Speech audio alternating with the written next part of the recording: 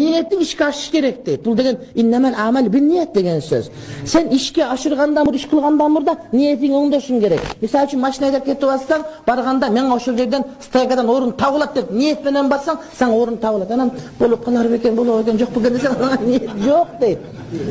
Ошо ниеттин өзү сүйлөп атат турматтуу бир тууган. А бизде айтат иннемел амел бин ниет, амалда ниеттерге жараша. Экинчиси момундун ниети амалдан жакшыраак деп.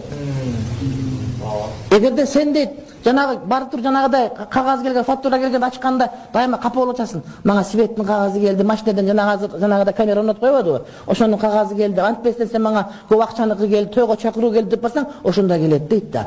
Адам ниет менен ааламдан алганды үйрөнүш керек дейт. Аны айткан пайгамбарыбыз бизге. Сен амалың оңдошу, сага ниет оңдошуң керек дейт да. Бирөөлө сураганда мен ушундай эле болот, ушундай эле болот деп бирөөлө сол асман деген барын сурайт. Анан кийин карасаң ошонун сураганы ниети жетип калган.